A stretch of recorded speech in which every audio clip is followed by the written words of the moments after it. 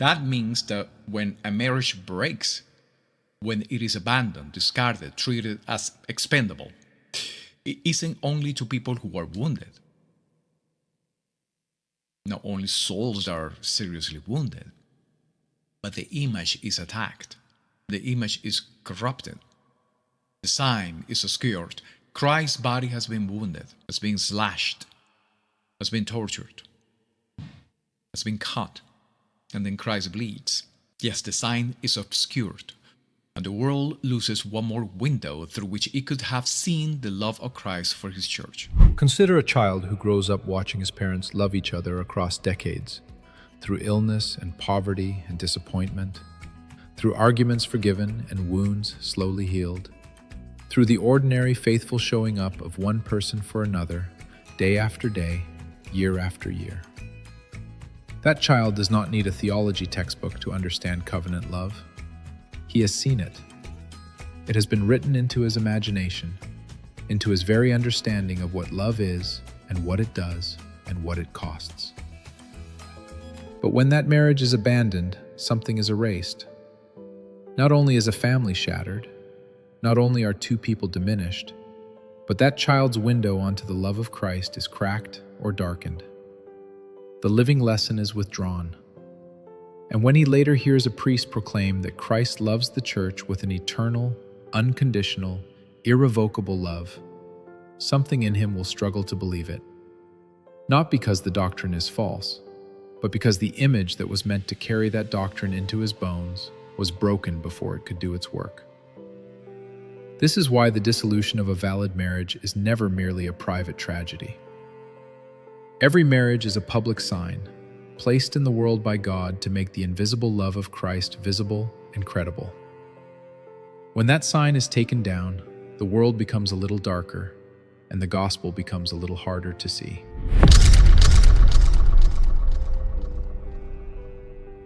Is it any wonder then that the church really does defend this doctrine with obstinacy, with eagerness, with like wanting to do nothing else but pleasing the master? Pleasing the master? Yes, the church isn't simply defending a rule.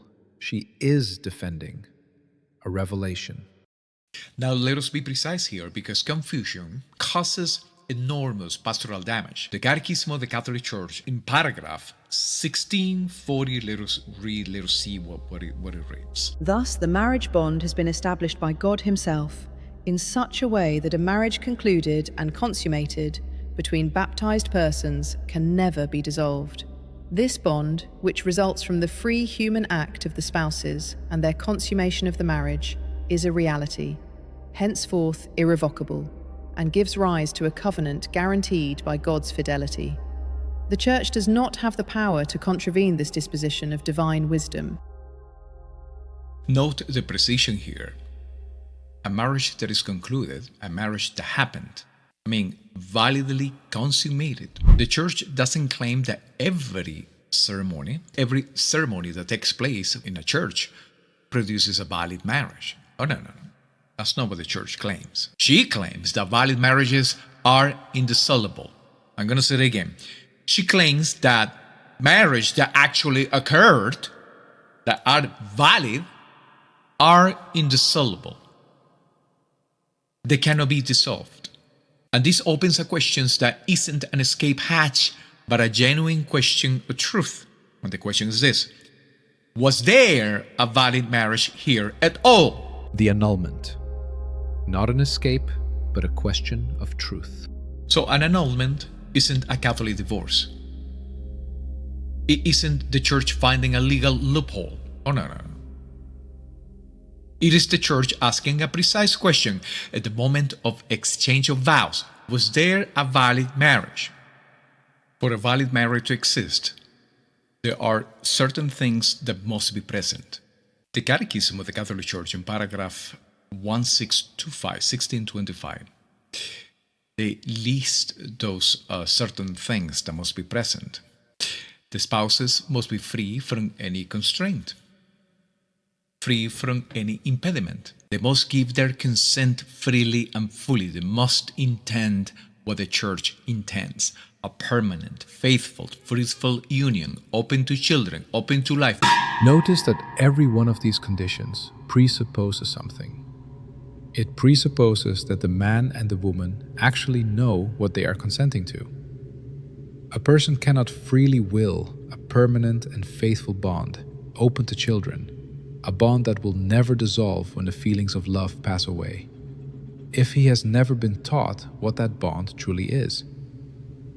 For the bond does not rest on feeling, it rests on an act of the will. Love itself is an act of the will, because the love of God often does not feel good. If love is only a pleasant feeling, then once the feeling passes, and feelings by their very nature are always passing, the separation becomes unavoidable, for the union was built on something that was never permanent to begin with.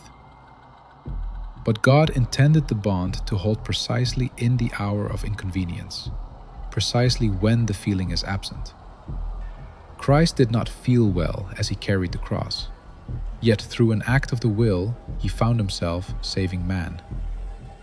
This is what marriage asks of the spouses, and this is where the crisis begins.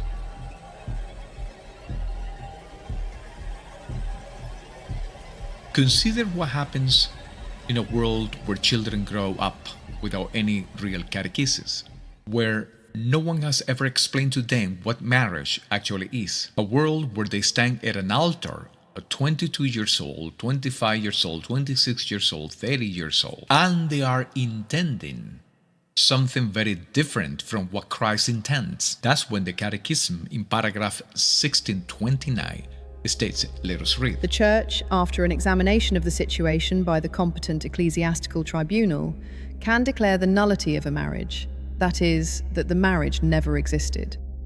So see, the declaration of nullity is an act of truth. It is the Church, it is Christ, the Church saying, we have examined, I have examined this, and we can't find the marriage.